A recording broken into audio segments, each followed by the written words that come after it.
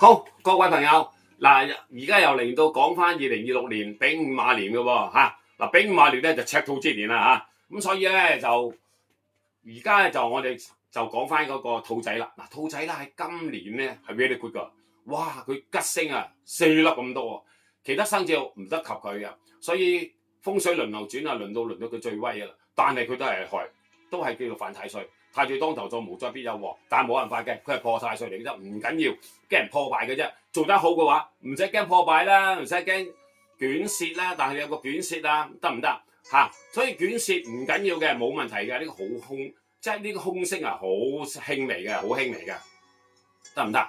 咁除咗佢個空聲度捲舌，仲有個咩咧？就係仲有個咸池桃花啦，同埋仲有一個桃花姻緣啦，但係都係有個蜜月星入邊嘅，同埋一個病符星嘅，所以咧都係好輕微嘅星，係咪？所以大家都唔使擔心啦。但係吉星就多咯喎，嗱，吉星係點解咧？第一有個天德星，天德星哇，天都幫你啦嘛，所以天官賜福啊嘛，天降財星俾你啦嘛。點解啊？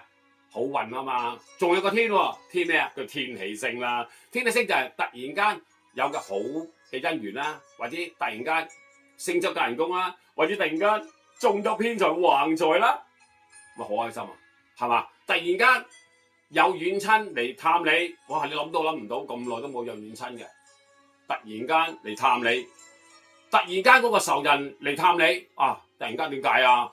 因為你今年就福星高照啊嘛，仲有一個福星喎，就福星高照咯，係咪啊？所以咧，都係呢3粒咧，都係好強嗰個吉星嚟嘅，所以你咪好開心啊，兔仔係咪先？隨之仲有一個八座，嗱，八座咧當然啦，你打政府工、大型機構話有助力喎。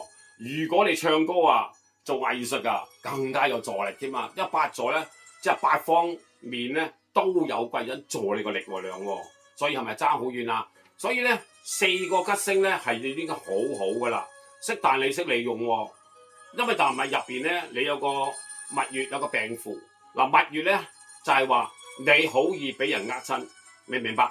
所以咧要食多啲提子啊，提防騙子啊，明唔明白？事事要小心，穩陣好多咯，係咪？